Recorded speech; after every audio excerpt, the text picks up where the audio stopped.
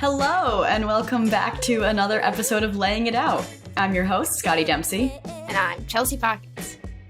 And today we have a very fun coaching episode and interview lined up with our favorite guest, our first returning guest, Matt Lubitz, 2018 Coach of the Year, aka Big Chungus, by popular demand.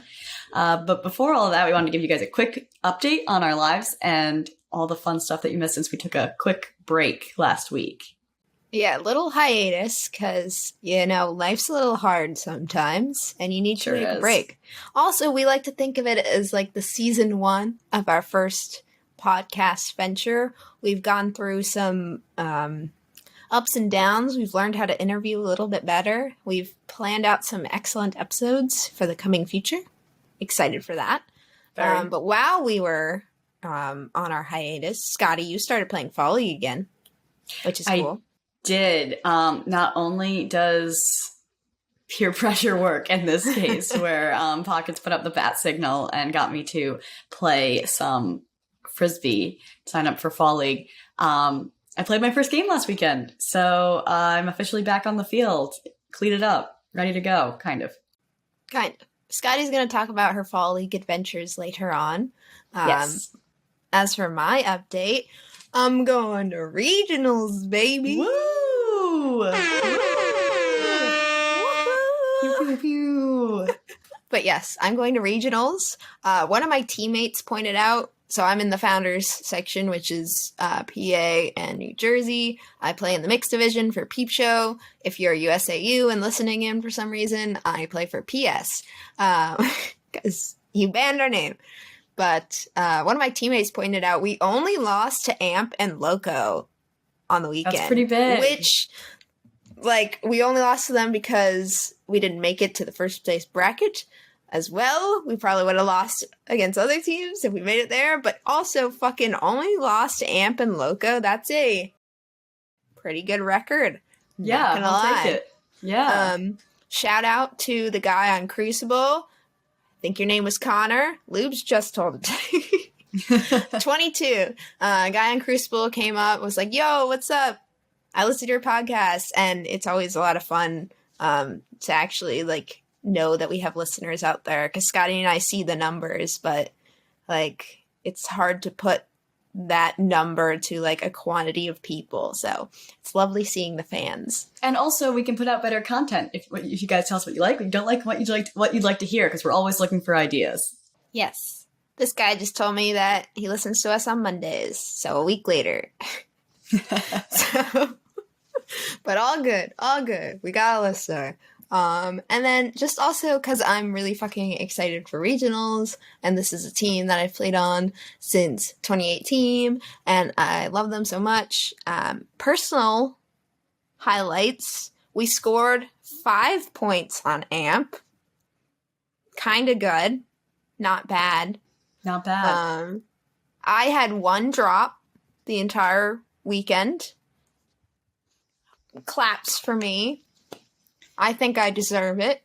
And then also, I think Peep Show, kept our little cushion in the games that we did win. We kept our cushion of, those 2-3 points, throughout the entire thing. And we didn't let the pressure get to us, even though our D-line offense made a lot of turns. They got those turns back. They didn't let it bring them down.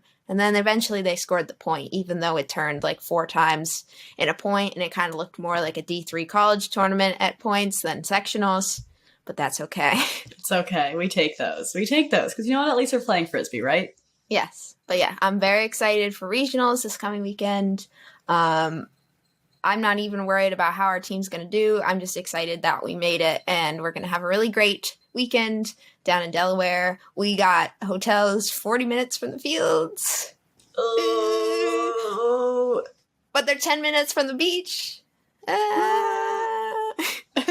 So sounds like spring break.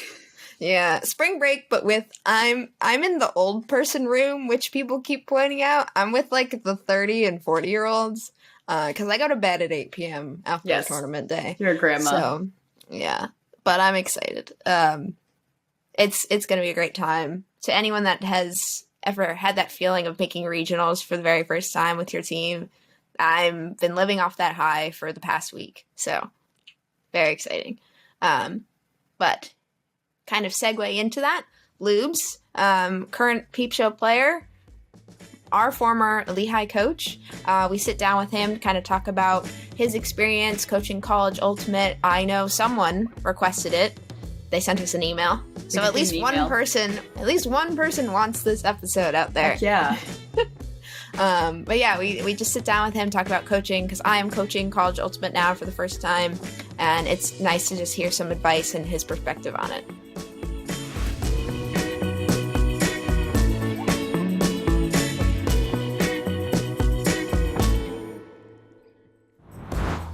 All right, hello, Laying It Out listeners. We are bringing back a very special guest. He was on for our original episode with him where we did the Summer League drafting episode. We have the one and only Lubes, also known as Big Chungus. Today he's known as Singular Lube. A man of many names. A man of many names. And one of those names is also D3 Coach of the Year from 2018, Matthew Lubitz. And that title is very important for today's episode because we are going to be talking about coaching in Ultimate, specifically college Ultimate. And for anyone that doesn't know, the reason that we bring this up, one, we got a very funny email from a listener who is a newly D3 coach for college who was like, yo, you should do a coaching episode with Big Chungus. He was in support of it. He was in support. He was like, yo, do this. It'll be cool. But then also, on a more personal note, I am actually coaching College Ultimate this year in a surprising turn of events. I will be the only assistant coach for the UPenn women's team. They're doing an interesting thing of 2 head coaches and 1 assistant coach. So I'm just a little baby learning along the way. But I was like, yo, let me call up my favorite coach and maybe ask for some advice about what I should be doing here. So after that really long and winded introduction that I definitely didn't practice, hello, Lubes. Hello, thank you for having me back. It's quite a pleasure. If I knew that my screen name or whatever on this website would cause such a stir, I think I would have thought about it for more than 2 seconds and putting Big Chungus.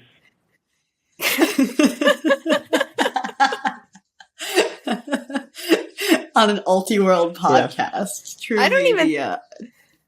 I don't think it's visible.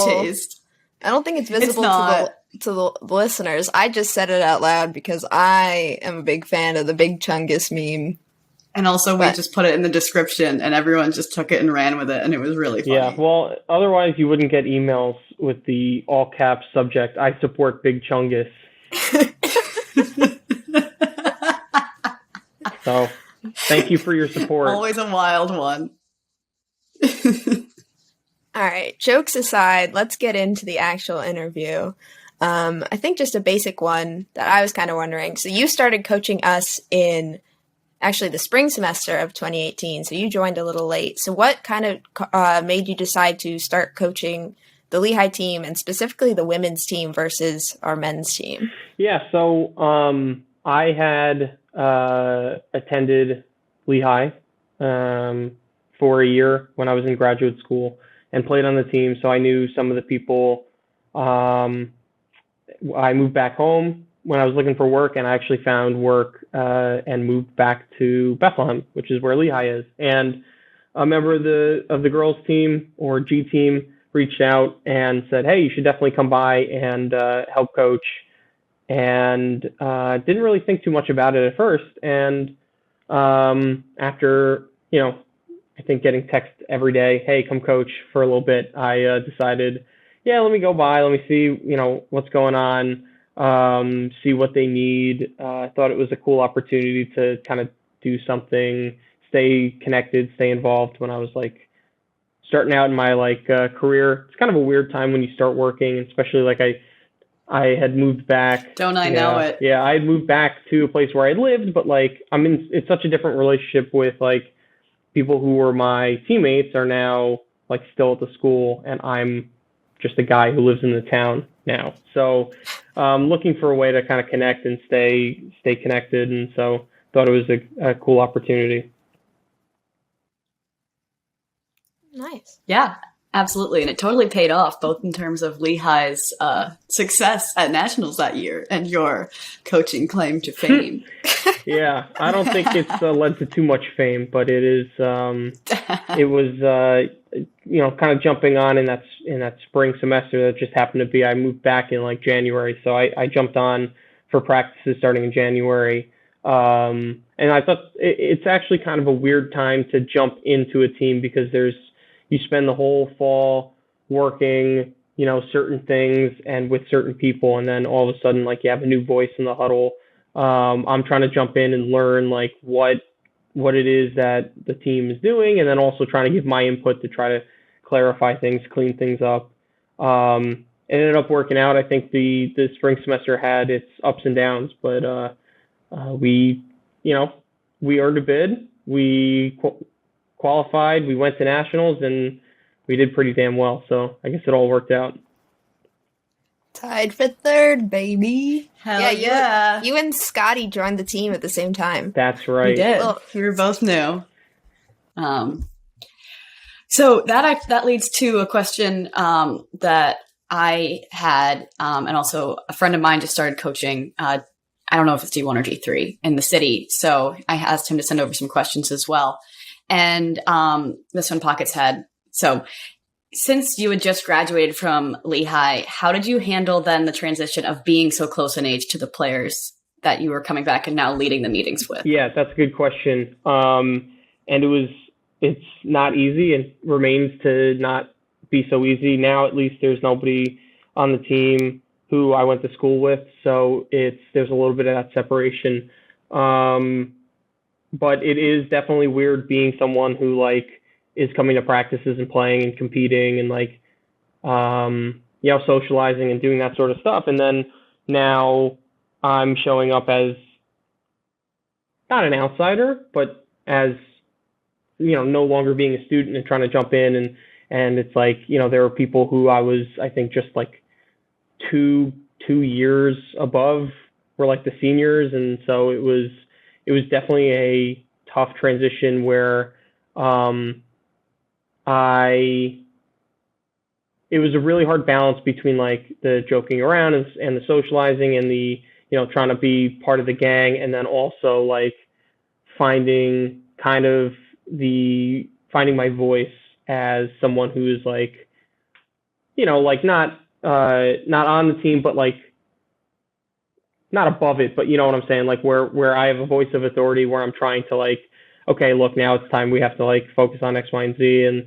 And it definitely was difficult. I think the more that I do it, the easier it is to kind of find that, all right, let's settle things back down. Let's focus back in.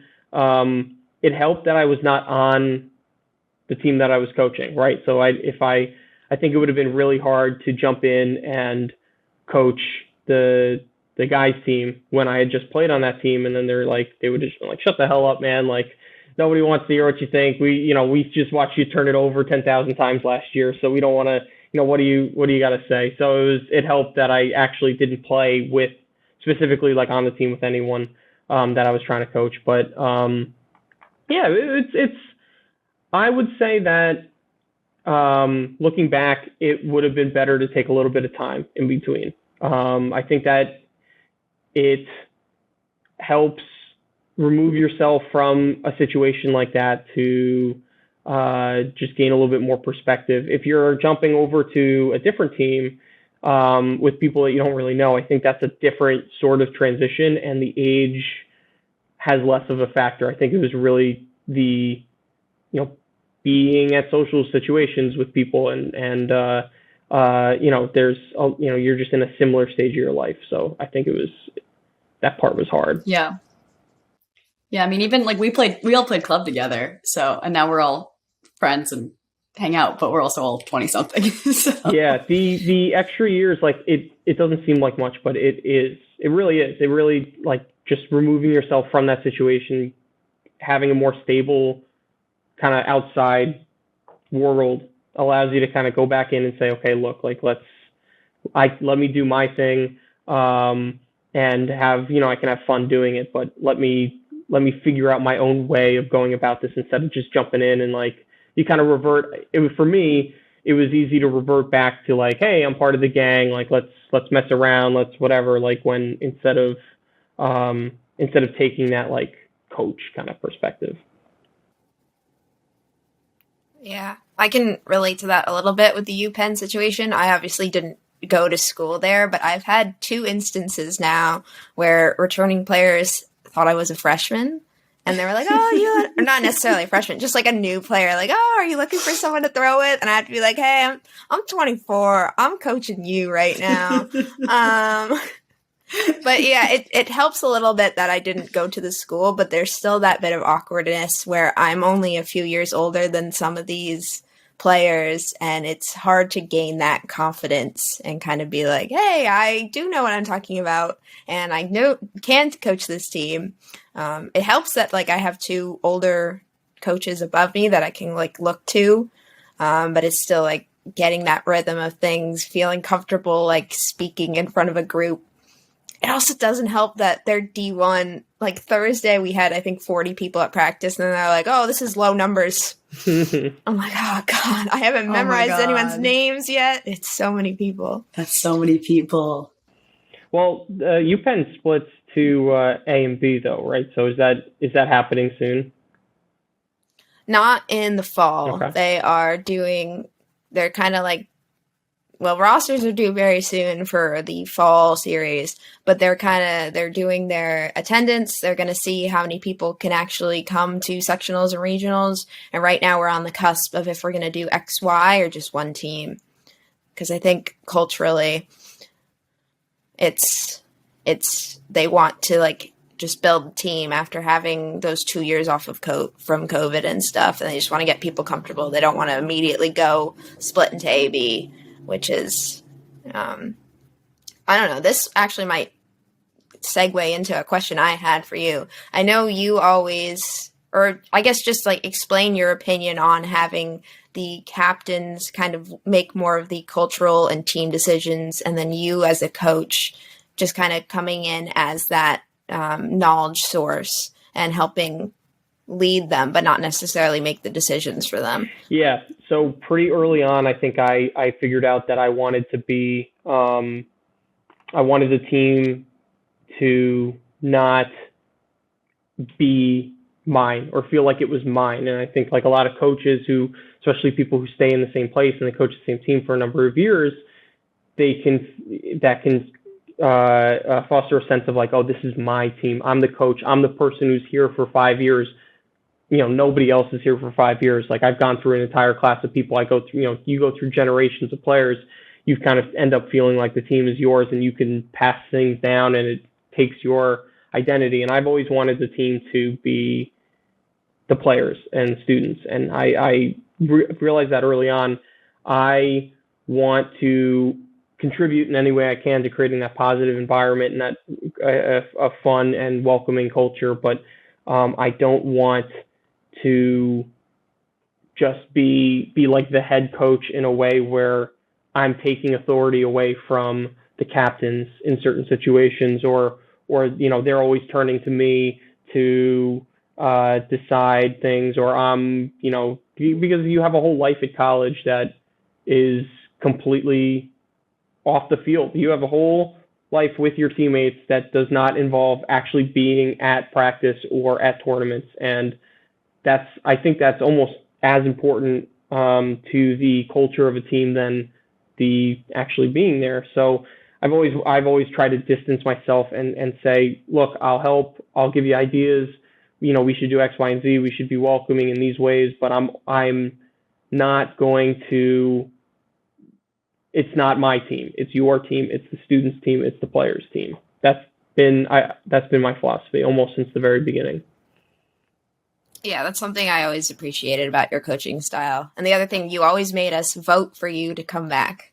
either amongst the team or amongst the captains. You weren't like, I'm not going to assume I'm coming back. Like, let me know feedback. Let me know if the team actually wants me here, which is good. Yeah, and that's, I mean, every year you get every year it's a different team. And, you know, with a team like you're dealing with a Division III women's team, it's a small enough team that any one graduating class could be half the team.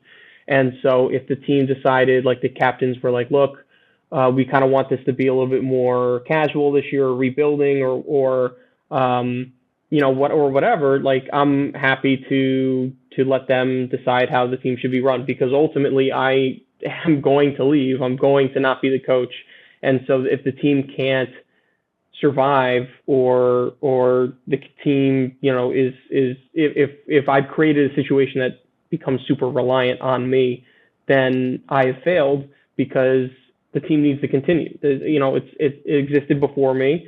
It's going to exist well after me. So if the team doesn't decided, hey, we're going in a different direction, we're going to go to 2 tournaments, we're going to merge with the B team, we're going to do it, you know, whatever that decision is, you know, I support that, and if you want me to be there, I would. But I tend to be pretty intense, and it's hard for me to turn that down. And so if the team is like, look, your personality is not going to mesh with, you know, what we want to do this year, then I'm not going to take that personally. I understand.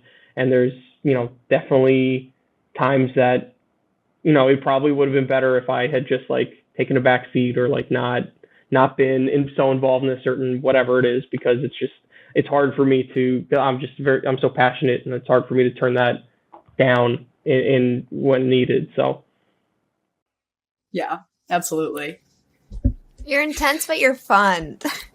I try to balance it. And I think, like, over the years, that's like one of these things where it's like, it could just be getting older. Like, but when I was captain in my college team, looking back on that, I don't know if I now would play on a team that had a captain like I captained the team.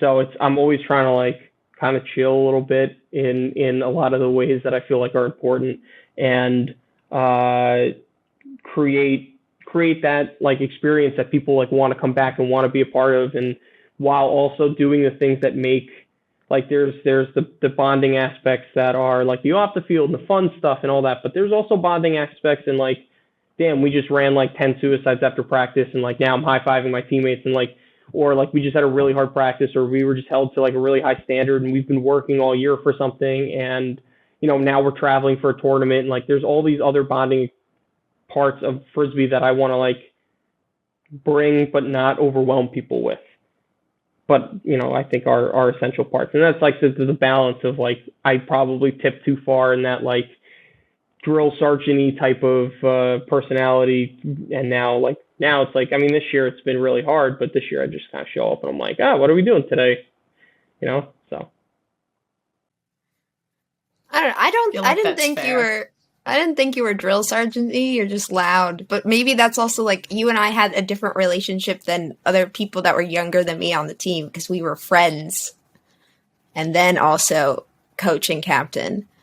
But yeah, we were friends. Also, we were friends when I was in school, and then that first semester I coached, you were hurt for 95% of the semester. Like, I don't think you played until nationals, and so like we were on the sideline together at every tournament and every practice, so we spent a lot of time. So I think like we spoke a lot more than really anyone else. Now, like, I didn't spend that much time with anyone else on the team, so it was you definitely. I think I talked through a lot of stuff with you that didn't necessarily make it to other people on the team.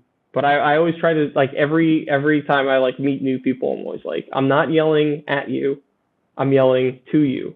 Just trying to be loud so you can hear me. I also never found you drill sergeant-y, but I also was coming off of some like particularly negative coaching experiences from high school. So where I did have coaches that were like drill sergeants and control freaks and like total authoritarian figures. So I was more just intimidated by my own like weird hangups than anything. Yeah. So if that's a vote of confidence, I hope. Well, I appreciate that, and I think that's an interesting point that you made, because I've always tried to, something that I think about when I think about coaching Frisbee is that, like, it's Frisbee, right? It's ultimate. It's not like there are so many other things, like even you think about like any high school sport or like varsity college sport, anything NCAA, or like anything with like stakes or money, there's money at stake or any sort of other stakes, or like even you're talking about like little league with like insane parents who are coaching and stuff like that. Like there's like really a tendency for coaches to like just make it about them. And Yeah. something I've tried to bring as a ultimate coach is like, it's ultimate Frisbee. Like as much as all of us have made this such a huge part of our lives and something that's really important to all of us, and like it's been something that's defined me since I was 18. Like it's ultimate Frisbee, and if you're not enjoying being there and enjoying doing it, then it's not worth a second of your time. Yeah. Mine was horseback riding. I had my coach pull me off of my horse at a horse show once. She was super fun. That seems dangerous. Yeah. Yeah. We talk way too much about horseback riding on this Ultimate Frisbee. We'll stop talking about horses. I guess, yeah. So I think that's a good point that you bring up though about like making ultimate fun. But obviously, like it's still a practice, and you're still like working towards like a certain goal of having at least an effective team or running some form of like effective offense, defense structure. So how do you balance out like that intensity of like trying to have an effective practice versus like making sure that everyone's having fun, especially at the beginning of the season when we're trying to recruit new players? Or is that like, or what advice do you give to the captains to ensure that they do that? Sure. So I think when I've been involved in planning early season stuff, that's something I struggled in when I was a captain of my college team, because you get to a point when you're the captain, you're like, all right, let's get going with this stuff. Let's like ramp it up. But people are still in that phase when you don't know what your college, like you're just showing up at college and you don't know what the sport is and you have no skills and stuff. And you have such a motley crew of people who have somehow discovered ultimate Frisbee. And I never really solved it. And I don't think I've solved it now, but it's an interesting balance, because you want to, part of what makes like a sport worthwhile is that like you have this sense of achievement and this sense of togetherness and this sense of like you've worked really hard in all of these different aspects and you want it to all come together on the field. And everyone's been on a team or had a game where you just like, it just didn't happen, and that's no fun. And if that is every game you play, like you guys, like if you don't take it seriously enough and you get to a game and it's like, wow, we just lost like 13-1, and we're getting blown out every game, like that, then it's none of the other fun stuff is that fun anymore, because you go and you spend your whole weekend just getting your ass kicked. Early in the season, it's important to, on a Division III team, especially if you're coaching a D1 team that's like makes or has in contention for nationals, and you have an A and a B team, and it's like it kind of recruiting, like you have the recruiting down and you don't really have to worry about that sort of stuff as much. You can kind of go hard from the beginning. You don't have to worry about it as much. For me, thinking about how to structure a Division III women's team, specifically those kind of parameters, it's like, let's get everyone involved. Let's make sure we have plenty of breaks so that, we have a legitimately like 10-minute break between drills. Like we do something hard. We have 10 whole minutes where people can kind of talk and like get together and like socialize and meet each other and stuff, and have building in that sort of time, and then doing things that are clear and straightforward, don't take a lot of skills. We're not doing any sort of like, no one's got to throw a flick 45 yards. No one's got to like, do any sort of complicated handler weave or anything. It's like very simple, very much like we're throwing, we're moving around, and then we're going to get touches in a game setting and just kind of throw people into it. There's really no way to not have people be overwhelmed when you first start. But I think getting a sense of like whether it's mini or 7-on-7 or something like that. I like mini a lot because it gets a lot of touches in early. Something smaller than 7-on-7, because then if you play 7-on-7 and 3 people are vets, like those 3 people are just going to get the disc. So it's nice to, you want to have people get involved and let them fail and make mistakes, but also to have opportunities to do stuff. I think that's my formula to it, especially early. We handle a couple like new rules, kind of build on each practice while also understanding that like if you're a freshman, you're probably making 50% of the first like 6 weeks of practice, if that's like a good estimate for that. So yeah. I don't think there's a secret formula. I think a lot of that early time is really built from players on the team just like going out there and being like, we want new people to be on our team. We want to make friends.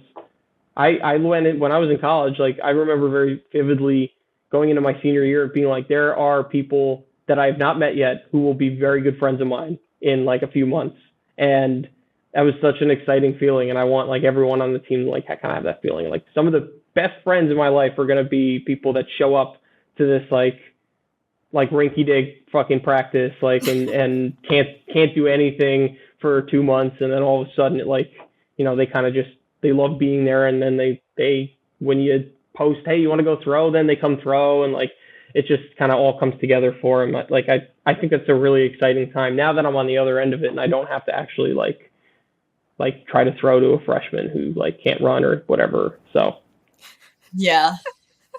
No, like peak happiness is definitely like the first couple of weeks on campus when it like smells like fall and everyone's new, and miss that. Yeah. I think it's a really exciting and unique time. And it like, as much as I love still playing like club Frisbee and stuff like that, I think there's really nothing like that aspect of college. Like there's something really special about dragging a bunch of freshmen to like a fall tournament and like all the leaves are changing and it's kind of getting cold and stuff. Like it's just such a cool time. My favorite was getting a whole class of freshmen to call me daddy. That's my favorite moment. You're so strange. We did a daddy point at spring break. I don't think you were there for that, Lubes. Oh, you definitely weren't. But spring break. So Gilly was carrying around that baby doll that she has. And we decided to do a daddy point where I was the father and I had to carry the baby doll.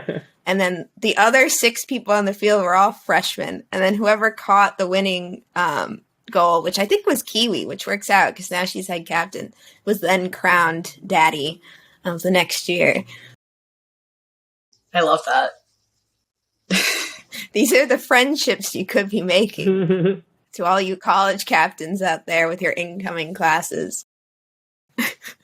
Yeah, that's like I think there's only so much like on the coaching side that you can really do in terms of like so much of recruiting and recruitment and retention is done by players on the team who just help make it a place that people want to go because, you're going to see me a couple hours a week at practice and, I can help plan the best practices or whatever, but like, you're going to end up living with these people and like spending, weekends and if you practice a couple practices a week, plus tournaments, that's like, hours and hours and of time with these people. So just creating an environment that like people like enjoy being in is really how you get the fall to be successful.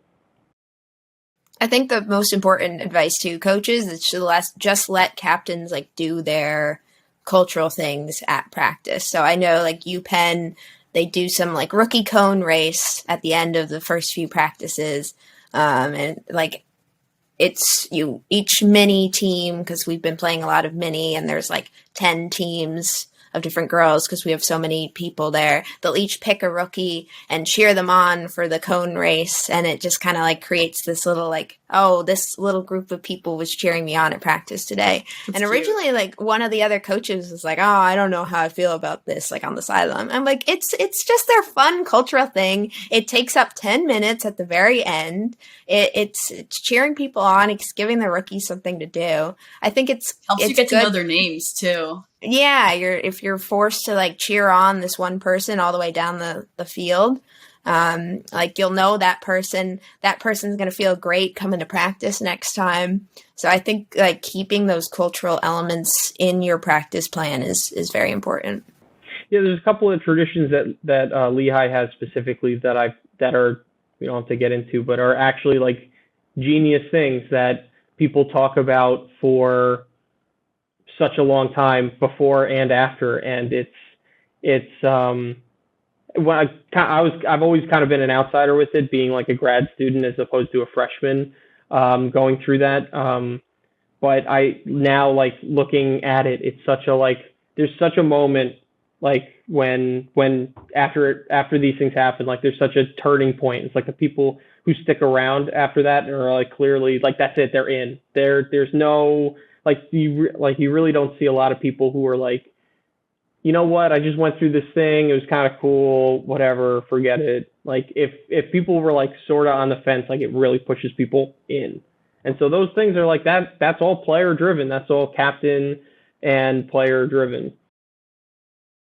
Yeah, definitely. And I feel like, especially like when I joined in the fall or the spring, like it didn't really take me, it took me until like the fall after like all those like general like recruiting and like ritual things that we do.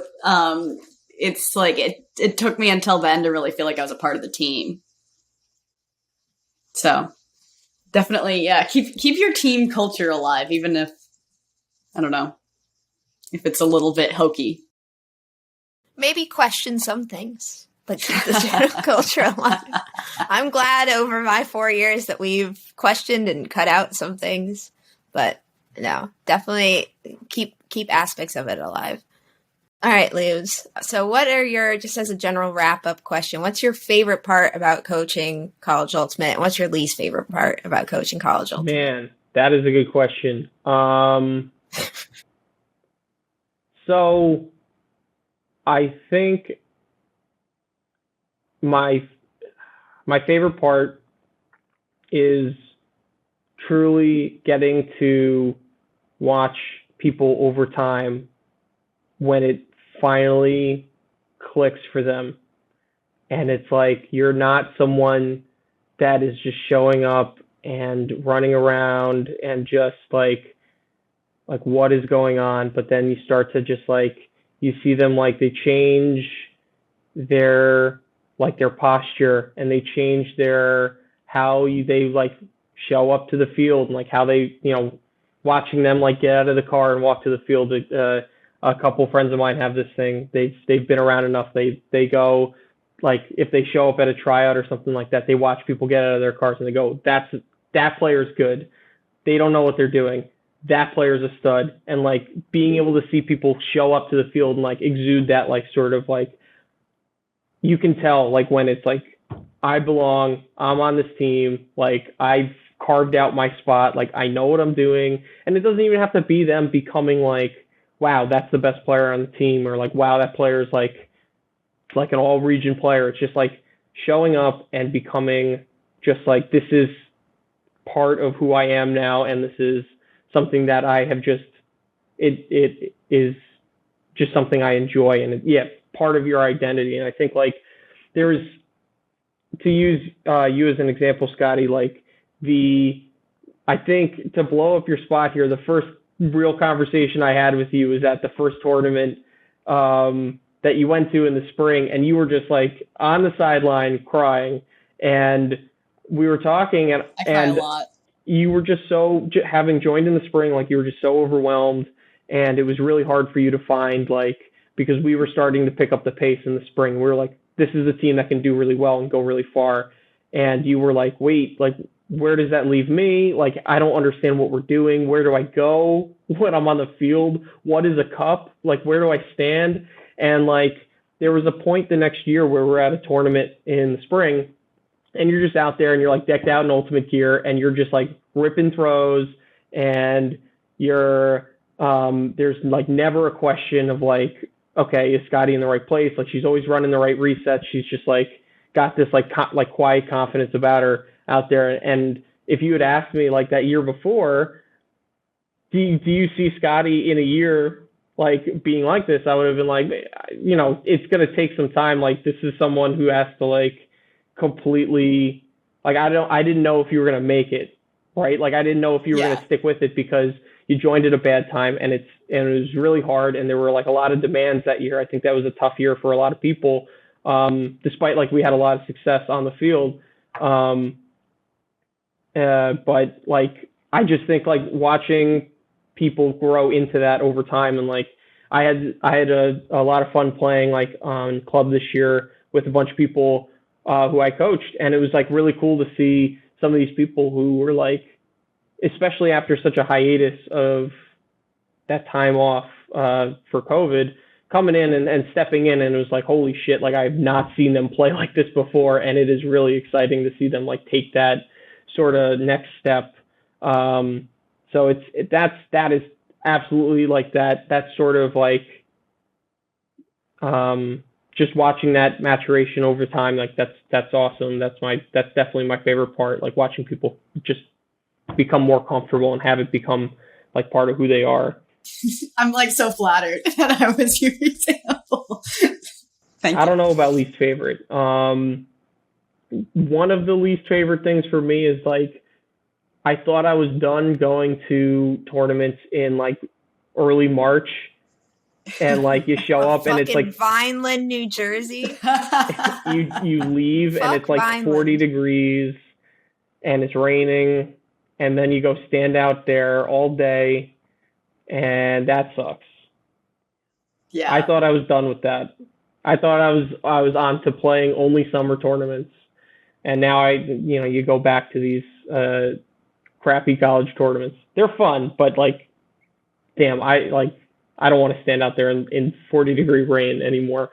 What else is a least favorite? I don't know. I think it's like to get to a point where I feel comfortable in like my contributions, like, you know, I can do whatever the team is going to want me to do, but I think it's hard for me to, like, I previously had a job where I could just kind of do coaching stuff when I was sitting at my desk and like just kind of plan out practices and not really have to.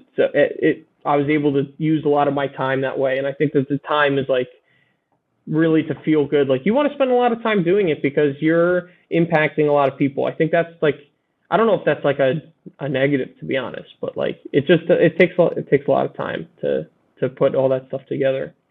So I think if you're, to turn that kind of into advice, I think if you're a coach, I think you should be realistic with yourself with how much time you have, and have that sort of shape the role and that you're going to have with the team. And so if you're someone that can come out to practices, but it's not really going to dedicate too much time beyond that, then the team should know that, and you should appropriately plan like what kind of a coach you're going to be around that. So if you're going to show up and be like, hey, if you want to, let me work with your flick grip for a little bit, or let me, with the zone that we're running, you might want to stand, you want to look for this, like that sort of like minor, you want to help like that and kind of help out maybe in an overall sense, but, just be realistic with what you can give. You don't get paid. Nobody gets paid to do this. So just be realistic with yourself with what you can actually, how much you can participate. I think everyone on Ultimate's a little bit crazy where it's like, right, we're all going to do this out of like pure passion. Yeah, and let me tell you, it does not matter how many Coach of the Year awards you win. The school does not want to pay you.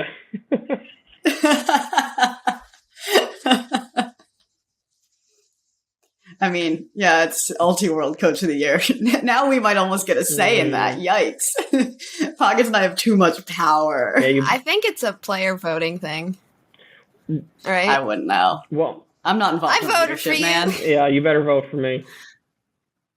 No, I don't think we can. We're not college players anymore. You'll have to go on the 7500 podcast and stump for me when it comes time for awards.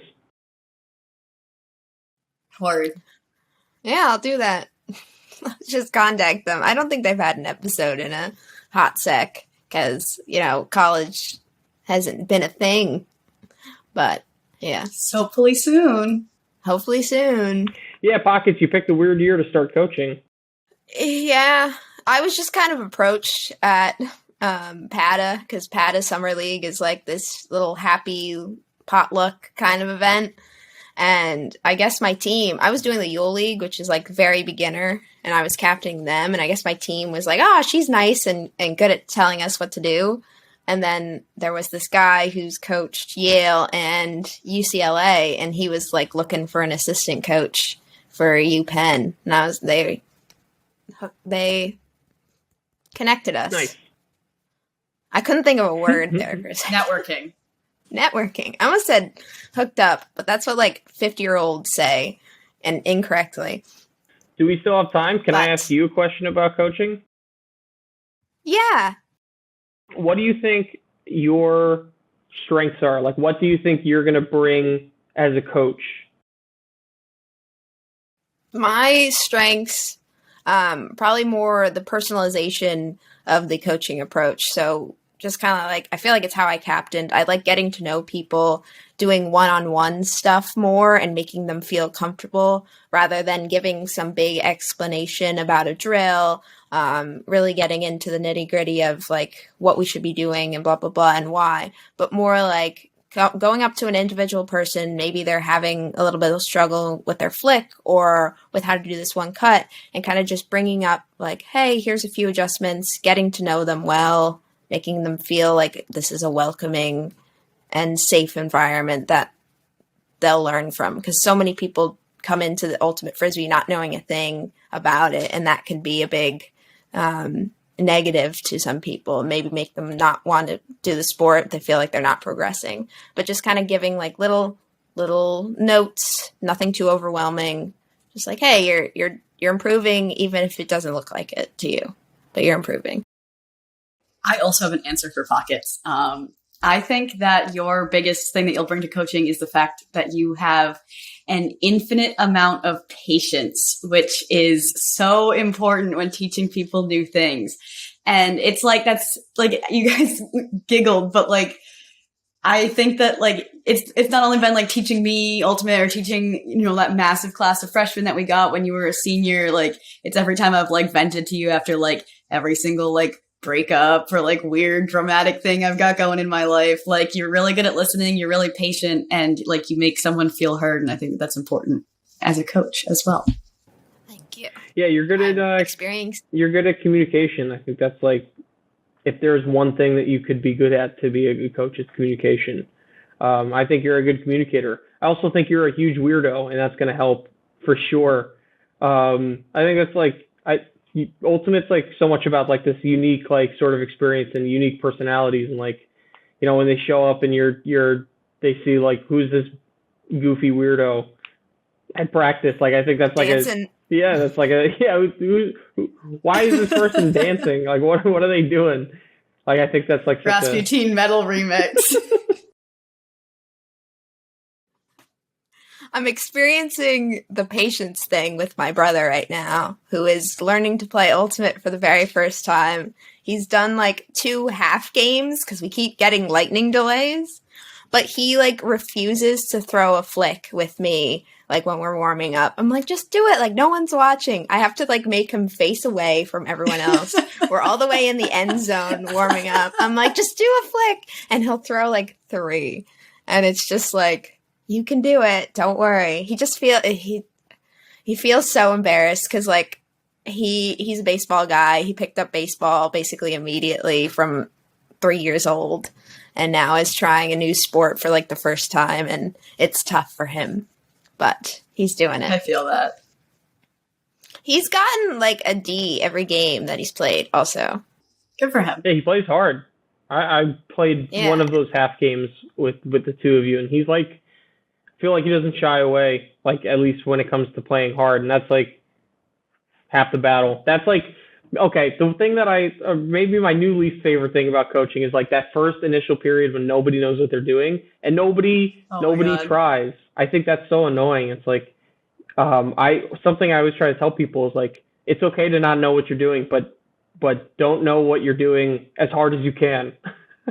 Like instead of just like walking through a cut, just run in a direction. It doesn't matter. There's no right or wrong answers. Just break a jog, go faster than that. And your brother does that. So. See, I don't know. Well, he doesn't try on offense. He tries on defense, which like he's like jogging on offense because I don't think he knows where to go yet. But on defense, he's like, oh, I have to follow this person and make sure they don't get the disc. So he understands that aspect of it. But that's also where he and I are reversed because I really try on offense and then less so on defense. Well, you're just a vet. So that's par for the course.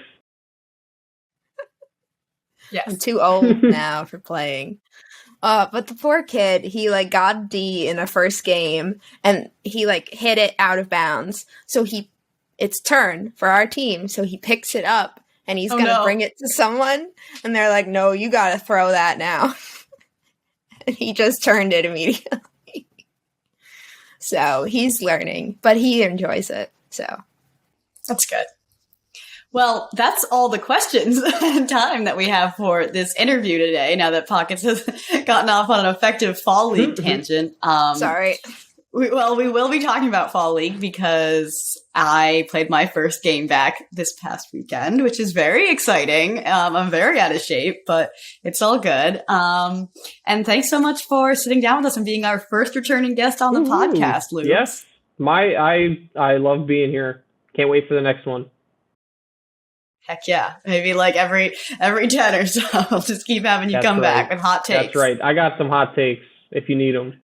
Monday Night League did not go over well. Yeah, well, I've got thoughts on that. I've got thoughts for sure. Drop a hot take right now. Well, who was it? Was it Pat who? Okay. Well, not really a hot take, but Pat plays on a team called Blueprint. And when I used to play men's club, I played against every iteration of that team. And all I got to say is fuck Blueprint. Fuck those guys. Okay. There's Lube's hot take for the month, I guess. That's right. I don't know how often we're having him on. Yeah. That's right. About that often. Yeah. And Pat, if you have your response on your podcast, I don't listen to it. So whatever.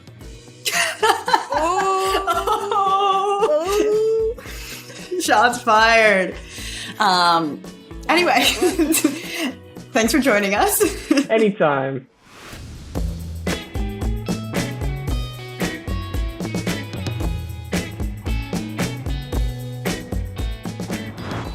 All right. Thank you, Lubes, for such a fun interview, complete with another hot take of the Lubes interview.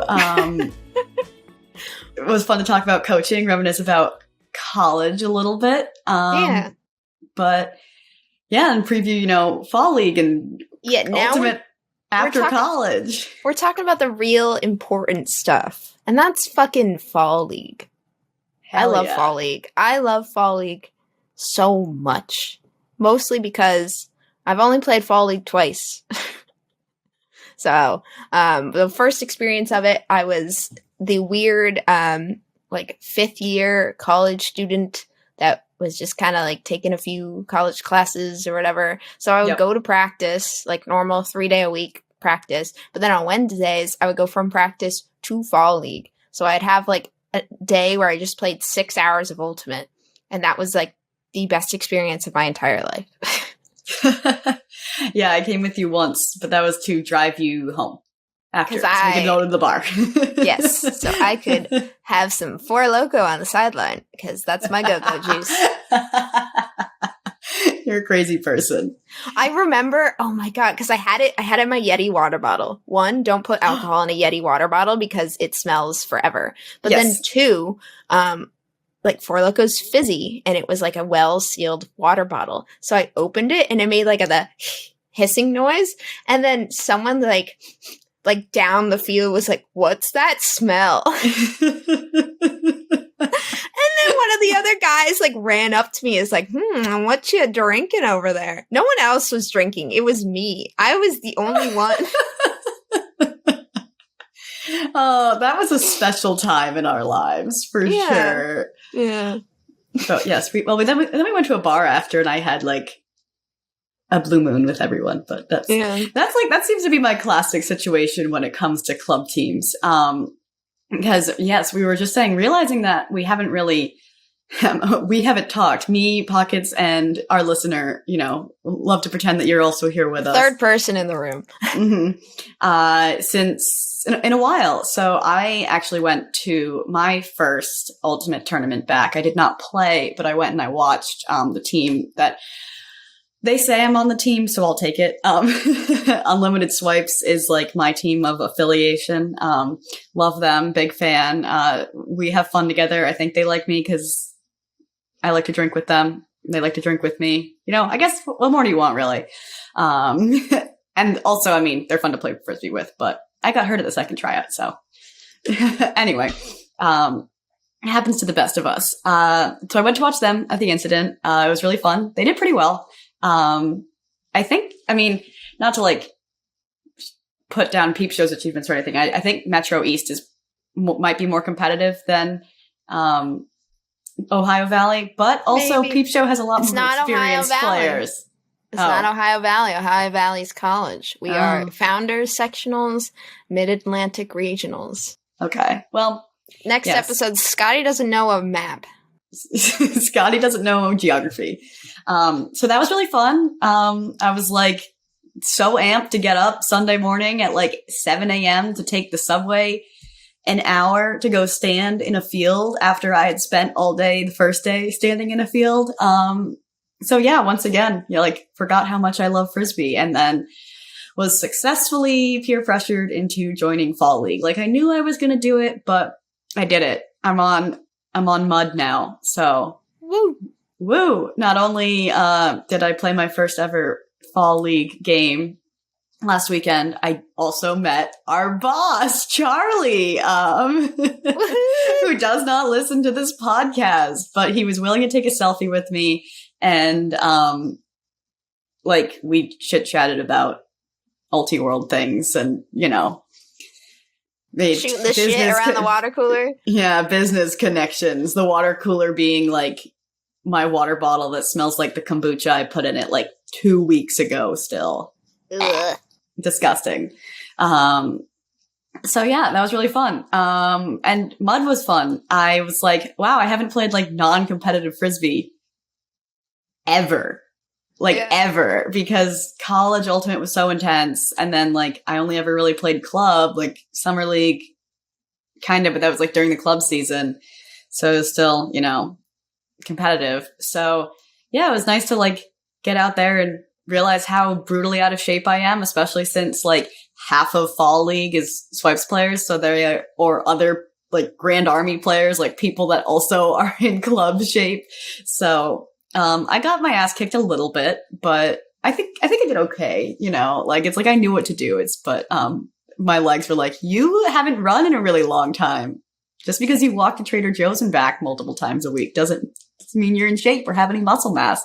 Yeah. But yeah, it was fun. The crazy thing that happened, well, there were a couple crazy things that happened. One, there is an Empire player on my Fall League team, so they were very fun to play with. They introduced themselves with pronouns they, them, so I'm going to stick with that. And it was really fun to handle with them because they knew what they were doing. So I got some fun touches in with that. And then also our game went to Universe Point, and I played on the Universe line because I had been off. So everyone was like, you need to go on. I was like, okay, fine. I will go play Universe Point, but it was Fall League, so it doesn't matter anyway. And one of my Swipes teammates was on the point, and he was like, oh, we got to get Ulti World out here. This is some prime reporting. And I was like, Connor, I'm right here, man. I'll talk about it on the pod. And then like everyone else like kind of looked at me sideways because I don't really know who, listens to Laying It Out and who doesn't. But you know what? Like 400 people. What's the odds they're all in New York? Yeah, exactly. And plus like Connor's from Texas. It was like a whole thing. Like, I don't think he even really realized that like I work for Ultiworld, but I was like, I'm going to give us a shout out for a very fun Universe Point, which we lost, but that doesn't matter was it close? Yes. Cool. The Empire guy threw a hammer, like a crossfield hammer, to our end zone, and unfortunately it was not caught. But you know what? That would have been a pretty epic way to end it. Then the other team slammed it up. Because, of course it's league, so everything is like deep looks. And it's like 80 degrees, and I'm like, I can't breathe. But It was fun. And I was talking about league with my friend afterwards, and I was like, I'm just so excited to be playing again.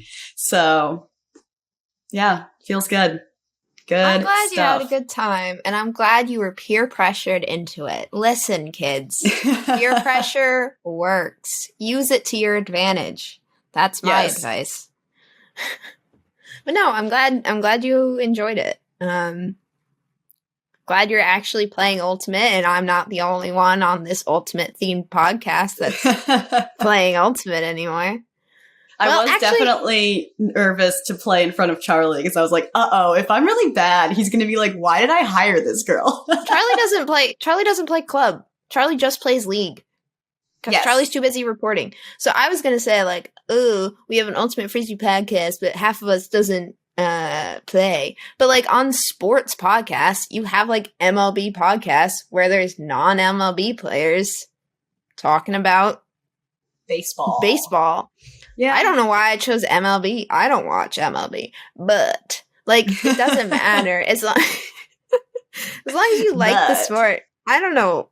I'm in a mood. We have been talking for like 2 hours now. I gotta go play Ultimate and then coach Ultimate tonight, and then maybe eat dinner. We'll see. So I'm in a good mood. But speaking of playing Ultimate tonight and Fall League, I'm in two fall leagues. Heck yeah. I need to upstep you every chance I can. Well, apparently Chelsea's fall league is still looking for women, so I might get bullied into doing that, I say as I check my phone. Yeah. No, do it. It's fun. But it's I'm Friday nights though. Oh. Yeah, I wouldn't do that. You're like never gonna go. Yeah, I'm doing 2 fall leagues. I'm doing Pata Fall League with my roommate. Pharaoh, and then I'm doing, which I'm very excited about, and we also talk a little bit about in the interview with Lubes, doing Wednesday night Lehigh Valley Fall League with my brother, which is very exciting. Yes.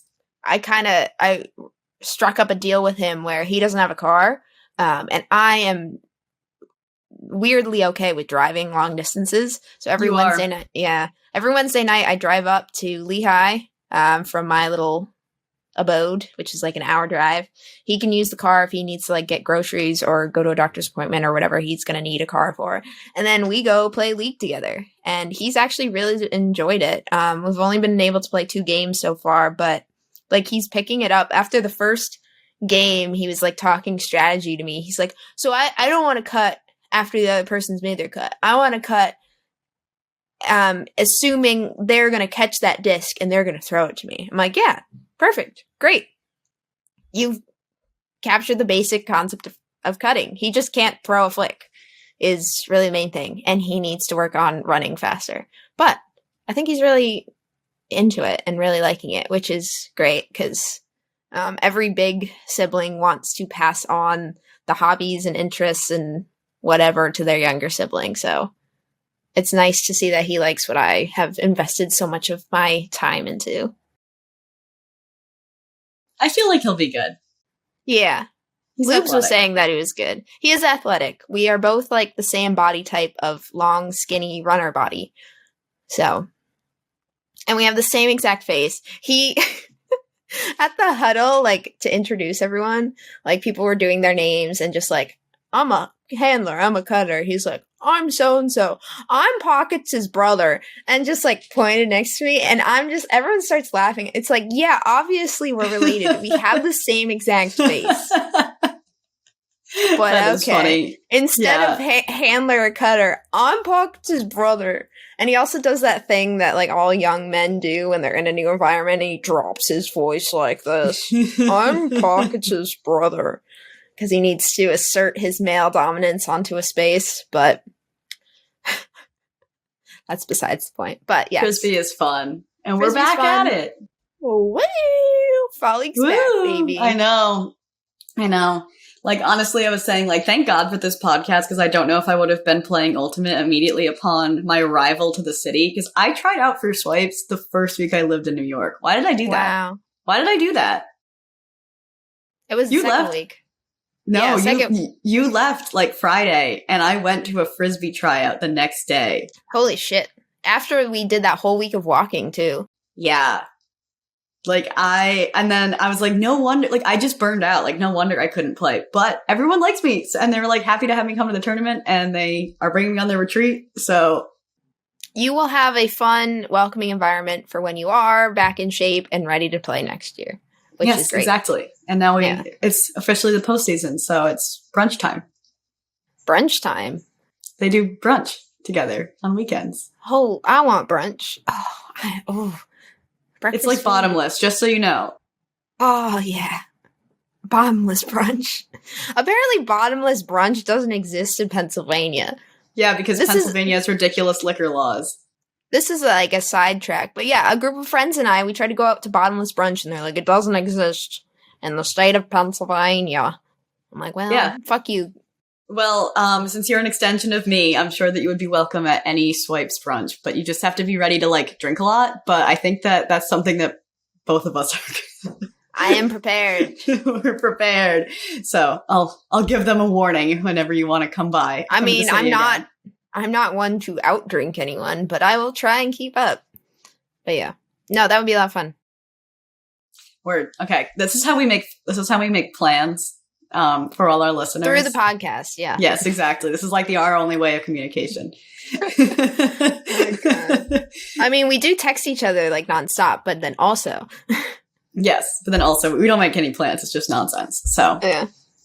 All right. Well, we had glad to be back. Yeah, we had our following discussion. Glad to be back at Ultimate.